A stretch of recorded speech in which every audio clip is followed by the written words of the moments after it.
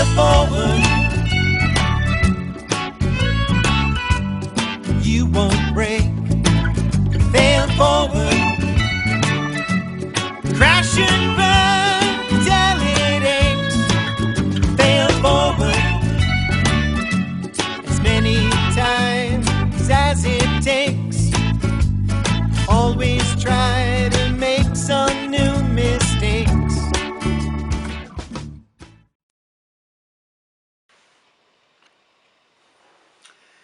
I'm Father Stephen, and this is our next chapter of Fail Forward. Thanks for tuning in. We're divided. At least that's what they say. They. I don't know who they are. When I was a little kid, we used to say, they stole my bike, and we didn't know who they were. A friend told me later it might be the mafia. Today I wonder if it's the media. I don't know who they are, but they say that we're divided. We're divided. We're politically divided. There's the blue team and the red team.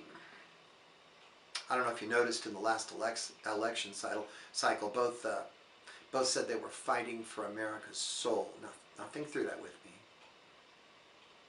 If I'm fighting for America's soul, and you're on the other team fighting for America's soul, then it would make sense to me that one of us was right and one of us was wrong. One of us was telling the truth and one of us was lying.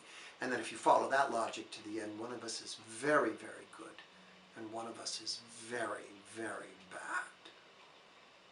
As I said, we're divided. At least that's what they say. Or we could be divided racially. Yeah, let's do that again. Let's be divided because of the random biological accident of how closely our ancestors did or did not live near the equator. That's a reason to be divided. They say we're divided. They say that some politicians are more divisive than others. And I say that Christians should know better. And Christians should never be snookered into this conversation again.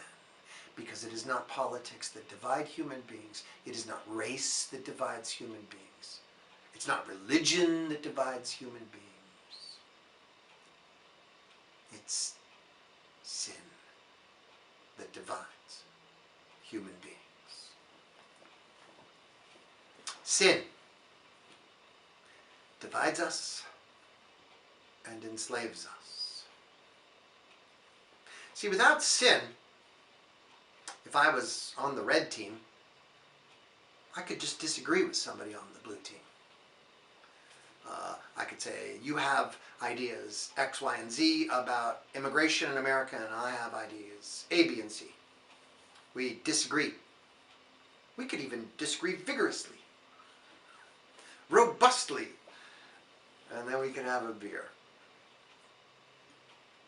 And as I went away, I could wave and say, I still think you're an idiot about that immigration thing. And he could smile and say, I still think you're an idiot. But see, without sin, we'd be fine.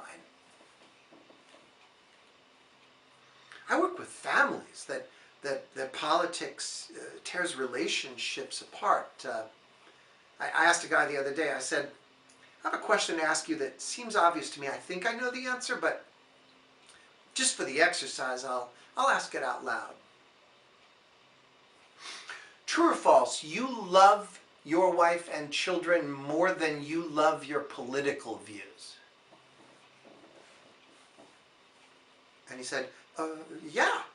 I said, I thought so. I thought so. I thought so. My middle son is in the Army, and he is a staunch conservative, and I'm one of those real boring moderates.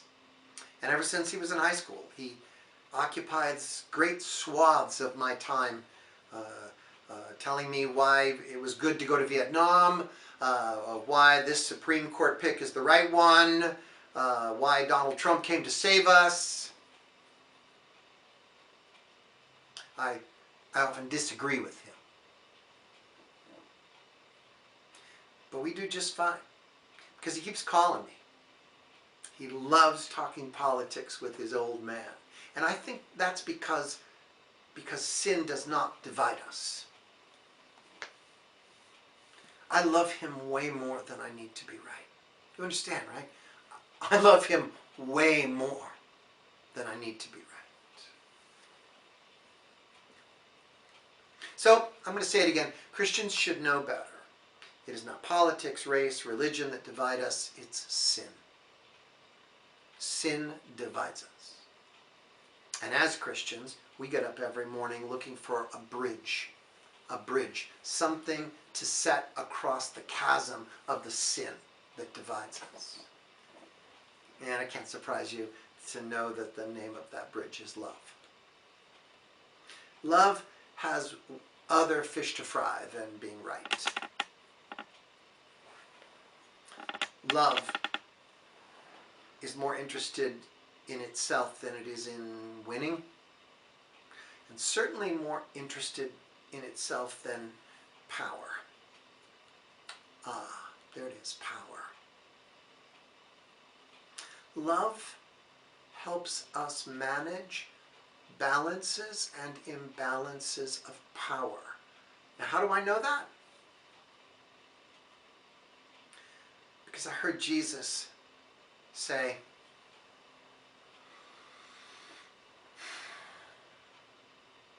even as you do it to the least of these. Now he uses this phrase, the least of these, the least of these.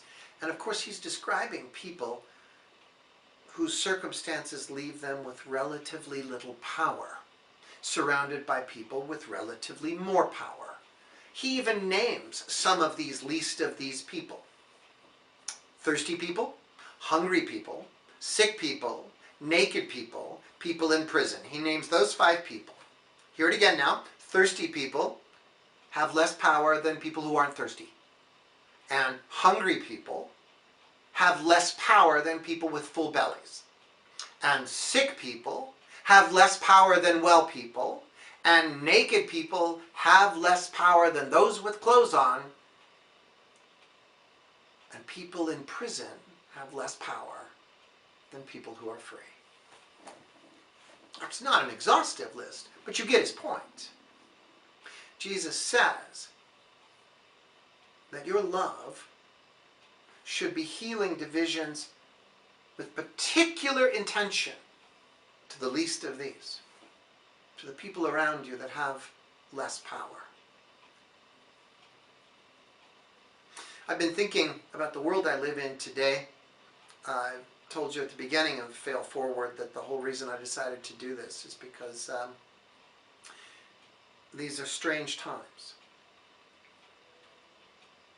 These are times that are filled with despair.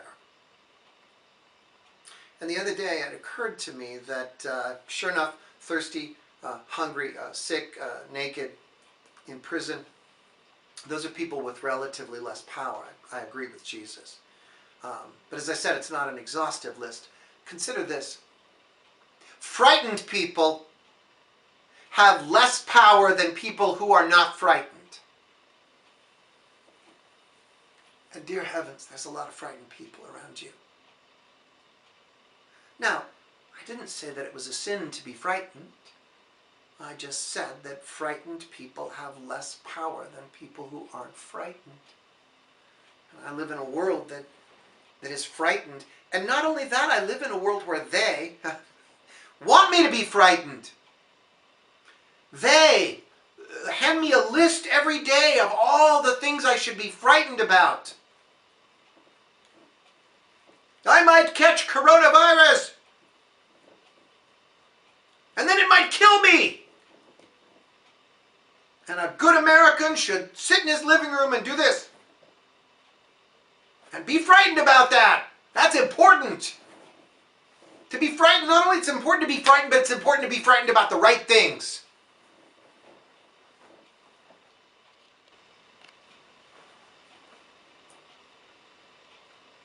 Now, I'm not criticizing. the scripture itself says that fear is the beginning of wisdom.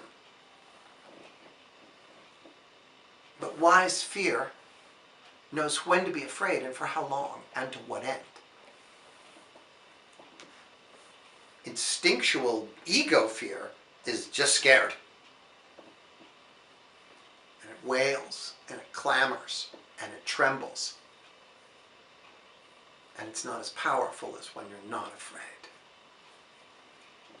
So isn't it interesting that the scripture says simultaneously, fear is the beginning of wisdom, and fear not. Think about it. Almost every single time an angel shows up in the Hebrew Bible or the New Testament, the first words out of their mouth are fear not. Angel, angelos. Angelos in Greek means messenger. And angels carry messages from heaven to earth. And what is their fundamental message? Fear not is their fundamental message. Hi, good morning, fear not. Good night, sleep well, fear not. Now, that must mean that I don't even have to be afraid of fear. I mean, certainly the angel can't mean that it's naughty to feel fear or that I will never be afraid. I'm afraid sometimes. Maybe fear not just means I don't have to be afraid, not even of fear. We had a U.S. president say that to us once. The only thing we have to fear is fear itself. Yep, between now and the time we do another fail forward, I might catch coronavirus and I might die.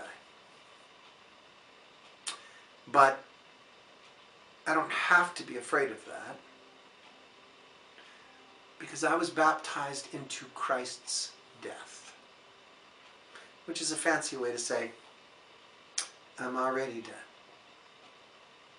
That the I part of Stephen, the one that trembles with instinctual ego fear for fear that it might not exist, has already been surrendered to God in baptism. We have been baptized into Christ's death, the Apostle Paul says. And if we're not afraid, then we can get back to building bridges across the divide of human sin. We can decide every day to notice people around us that have less power than we do, and to reach to them with a particular priority, to share ourselves and our heart in ministry. Look, I'm 63 years old and that makes me a dinosaur, and I don't understand the world of social media. So I'm about to say something that I don't even entirely understand, but my younger son says that I need to have a hashtag. So I think I understand what I want. I want a thing called hashtag soothing kindness.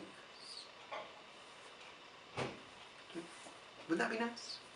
Hashtag soothing kindness. Because if I can't do anything else in these crazy times,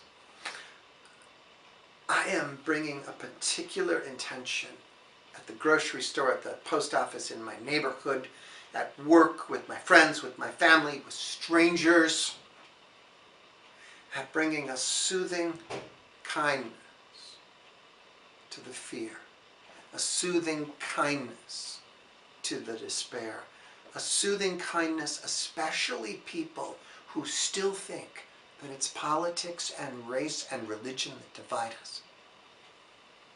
It's not. It's sin. And love is the bridge. I'm Father Stephen. This is Fail Forward. Come back and see us real soon. Here's the strangest wish I ever wished for someone that I love. But if ever there was someone whom this wish was thinking of, wish you chaos and the fire and the wrenching of the womb. I hope some misery grabs you by the neck and drags you from the tomb. When this life is finished shaking you across the threshing floor,